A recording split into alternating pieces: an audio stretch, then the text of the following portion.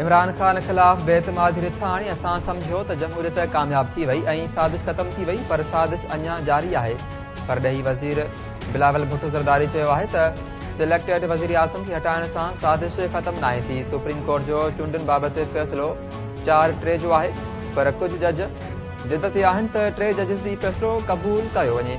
Supreme court में one man show हलंदो रहियो त मुल्क खे आइनी बहरान मां न कढी सघंदासीं।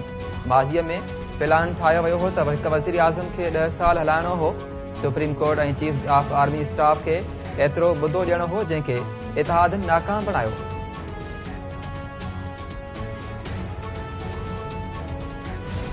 Whereas the Constitution of 1973 was adopted on 10th of April 1973 by the National Assembly of Pakistan, representing the will and aspirations of the people of Pakistan, the Golden Jubilee of the Constitution of the Islamic Republic of Pakistan 1973, and pays tribute to the founding fathers of Pakistan who laid the foundations of the Constitution of 1973, and to all those who have contributed to its development and evolution over the years. 10th of April 2023 as the National Constitution Day, to be celebrated every year to commemorate the adoption of the Constitution of 1973 and to educate the people of Pakistan about the Constitution and its significance for the country.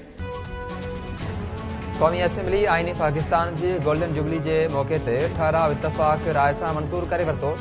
हर 10 अप्रैल ते योमे दस्तूर मल्हाइण जो ऐलान। ठहराव वज़ीर आज़म शहबाज शरीफ़ पेश कयो।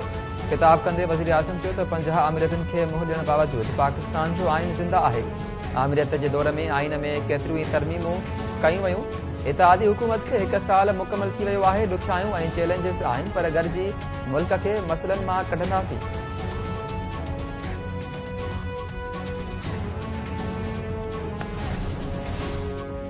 जेसिताईं दम आहे तेसिताईं जमहूरियत खे संवारींदासीं, आइन खे कुझु न थींदो। नई असां कुझु थियण ॾींदासीं। अॻूणे सदर आसिफ ज़रदारी चयो आहे त शहबाज शरीफ़ खे दरख़्वास्त कंदुसि त अपोज़िशन सां ॻाल्हियूं करे।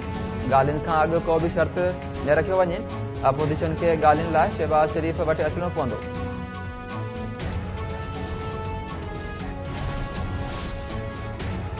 पंहिंजे ऐं सुप्रीम कोर्ट जे तरफ़ां चवणु चाहियां थो त असां पाकिस्तान जे आइन सां गॾु बीठल आहियूं। अलाह खां पोइ आइन जी शान में आहियूं। पार्लियामेंट में ख़िताब कंदे सुप्रीम कोर्ट जे जस्टिस काज़ी फ़ाइज़ ईसा चयो आहे त आइन जो किताब ई असांजी ऐं पाकिस्तान जी सुञाणप आहे। अदलिया, पार्लियामेंट ऐं ब्यूरोक्रेसी जो मक़सदु अवाम जी ख़िदमत करणु हुअणु घुरिजे। अदलिया जो कमु आइन ऐं कानून मूजिबि फ़ैसिला करणो आहे।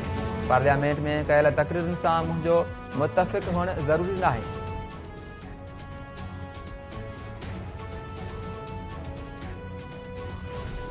काबीना के इस फैसले की रोशनी में जनाब स्पीकर, मनी बिल 2023 बनवान charge sum for general election provincial assemblies of Punjab and Khyber Pakhtunkhwa bill 2023 इस ऐवान में पेश किया जा रहा है। मुल्क में इलेक्शन का मुनक्किद होना एक आईनी जिम्मेदारी है जनाब स्पीकर, लेकिन इसके लिए जरूरी है कि कौमी और तमाम सूबाई असम्बलियों के इंतखाबात एक ही वक्त में निगरान हुकूमतों के जेरे एहतमाम कराए जाएं। इससे अखराजात की मद में बचत की जा सकती है और इंतखाबात को मुनसिफाना, आजादाना और गैर जानबदाना बनाया जा सकता है। मुआशी और दाखिली हालात इस बात के मुतकाजी हैं कि फौरी इलेक्शन का इनकाद मुल्क के कौमी मुफाद में नहीं है। जनाब स्पीकर, मौजूदा हुकूमत इंशाअल्लाह IMF प्रोग्राम मुकम्मल करेगी और इस हवाले से स्टाफ लेवल एग्रीमेंट को बहुत जल्द इंशाअल्लाह साइन कर लिया जाएगा।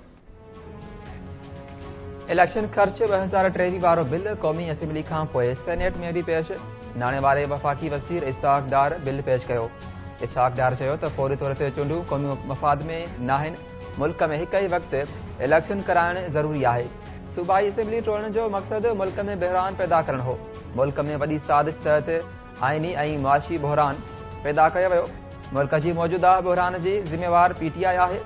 IMF सां स्टाफ लेवल जो मुआहिदो जल्द थी वेंदो। वफ़ाक़ी काबीना पंजाब जे चूंडुनि लाइ फंड जारी करण वारो मामिलो पार्लियामेंट मोकिलण जी मंज़ूरी ॾिनी हुई। नाणे वारी वज़ारत काबीना पारां मंज़ूर कयल समरी सुप्रीम कोर्ट में पेश कंदी।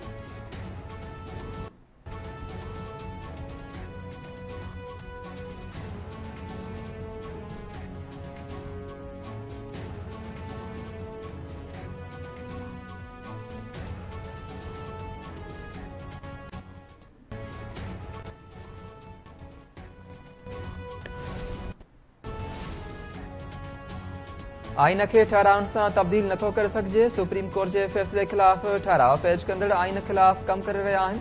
पीटीआई अॻवान फवाद चौधरी चयो आहे त सुप्रीम कोर्ट जे फ़ैसिले ते अमल न कयो वियो त क़ौम अमल कराईंदी। शाह महमूद कुरैशी चयो आहे त फंड्स जारी न करे हुकूमत अदालती हुकमनि जी भञकड़ी करे रही आहे। मुल्क ॿिनि तबक़नि में विरहाइजी चुको आहे। पीटीआई आइन ऐं कानून जी बालादस्ती चाहे थी।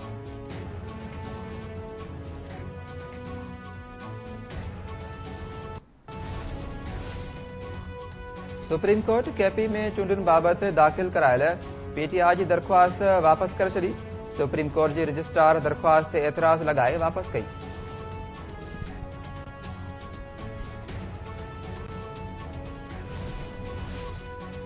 सुप्रीम कोर्ट जस्टिस काज़ी फ़ाइज़ ईसा ख़िलाफ़ नज़रसानी रेफरेंस वापसि वठण वारी हुकूमती दरख़्वास्त ते फ़ैसिलो महफ़ूज़ करे छॾियो। चीफ जस्टिस उमरता बंदियाल हुकूमती दरख़्वास्त ते चैम्बर में ॿुधणी कई। अटॉर्नी जनरल पेश थियो। जस्टिस काज़ी फ़ाइज़ ईसा ख़िलाफ़ रेफरेंस ते पीटीआई दौर में दाख़िल थियो हो।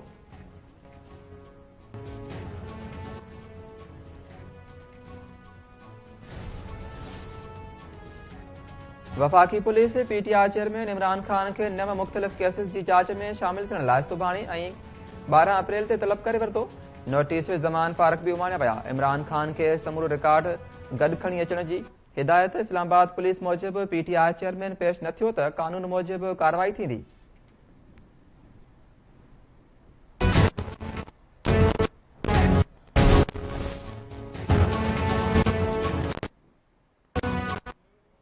इस्लामाबाद जी दहशतगर्द जुर्म अदालत पीटीआई अॻवान अली अमीन गंडापुर जो 1 ॾींहं जो जिस्मानी रिमांड मंज़ूर करे वरितो। अदालत चयो आहे त अली अमीन गंडापुर जो जिस्मानी रिमांड खां अॻु ऐं बाद में तिबी मुआइनो करायो वञे। अदालत पारां अली अमीन गंडापुर जी आवाज़ जी मैचिंग लाइ टेस्ट कराई रिपोर्ट ॾियण जी हिदायत। सिंध मां अगवा थियल माण्हू बाज़ियाब थींदा या न। शिकारपुर पुलिस 1.5 महीनो गुज़रण बावजूदि चइनि मुखबिन खे अब्दुल रज़ाक शेख, हिदायतुल्लाह मेमुन, शहमीर पठान ऐं मंजूर सोलंकीअ खे बाज़ियाब न कराए सघी। मीरपुर बुरड़ो मां बि अगवा थियल 3 ॼणा बाज़ियाब न थिया। हिंगोरजा मां अगवा थियल मासूम ॿार जाफ़र भुट्टो बाज़ियाब न थी सघियो। शिकारपुर ऐं मीरपुर बुरड़ो समेत मुख़्तलिफ़ शहरनि में ऐं वारसनि पारां मुखबिन जी बाज़ियाबी लाइ धार मुज़ाहिरा। मुखबिन खे बाज़ियाब कराइण जो मुतालबो। बख्शापुर वेझो हथियारबंद ड्राइवर खे मुबैना तौरु अगवा करे विया। हिकु ॻोठाणो मज़ाहिमत ते ज़ख़्मी अणॼातल हथियारबंद क्रेन मशीन जे ड्राइवर जावेद पठान खे मुबैना तौरु अगवा करे कचे खणी विया। आईजी सिंध गुलाम मेमुन 3 ॾींहनि जे दौर तखर खां कंधकोट पहुची वियो। आईजी सिंध लाड़काणो रेंज जे पुलिस ऑफिसर सां कंधकोट में अहम गरजानी कंदो। गरजानी में डीआईजी लाड़काणो समेत 5 ज़िलनि कश्मीर, शिकारपुर, जिकाबाद, कंबर, शदाद कोट जा ऑफिसर ऐं एहलकार शिरकत कंदा। कंधकोट, शिकारपुर ज़िलनि में ॾोहारनि ख़िलाफ़ हलंदड़ ऑपरेशन बाबति गौर कयो वेंदो। घोटकी में दाड़िलनि ख़िलाफ़ जारी ऑपरेशन बाबति आईजी खे ब्रीफिंग ॾिनी वेंदी।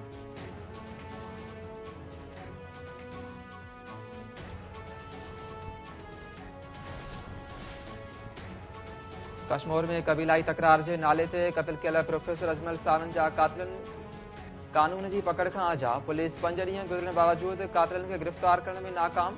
कश्मीर पुलिस जूं सुंदराणी कबीले जे मुख़्तलिफ़ ॻोठनि ते चढ़ायूं। केतिराई घर ड्राहे पट करे छॾिया। गिरफ़्तारी अमल में न आई।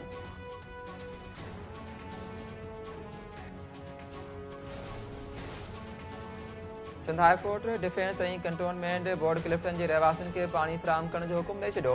अदालत पारां डिफेंस ऐं कंटोनमेंट बोर्ड क्लिफ्टन इंतज़ामिया ते कावड़ जो इज़हार। रहवासियुनि खां पाणी जी मद में उगाड़ी खां रोके छॾियो। जस्टिस अकील अब्बासी रिमार्क ॾींदे चयो त लॻे थो त डीएशए वारनि अधु कराची ते कब्ज़ो करे वरितो आहे। वॾा तुरम खां लॻा पिया आहिनि जॾहिं त पर पंहिंजनि रिहाइशियुनि खे पाणी फ़राहम नथा करे सघनि। माण्हू टैक्स ॾियनि था। पाणी संदन हक़ आहे।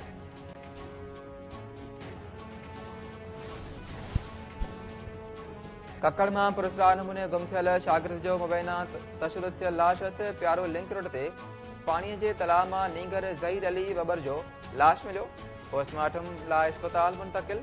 नौशहर फिरोज़ में दिल्ली पुटरा शाख मां बि लाश सुञाणप न थी सघी। वधीक कार्रवाई लाइ अस्पताल मुंतक़िल। सटे जे इलेक्शन कमीशन ट्रिब्यूनल यूएससी 39 बंभोर ते सुभाणे वोटनि जी ॿीहर ॻणप जो हुकुम ॾेई छॾियो। सेशन जज ठठो यूसी बंभोर जे चेयरमैन जी हारायल उम्मीदवार अब्दुल मुजीब बलोच जी दरख्वास्त ते ॿीहर ॻणप जो हुकुम ॾिनो। इलेक्शन कमीशन आज़ाद उम्मीदवार गुलाम रसूल कलमती खे कामयाब करार ॾिनो हो। ॿिन्ही उम्मीदवारनि हिक जेतिरा 1288 वोट खयां। टास ज़रिए गुलाम सरवर कलमती खे कामयाब करार ॾिनो वियो हो। हारायल उम्मीदवार फ़ैसिलो चैलेंज कयो हो।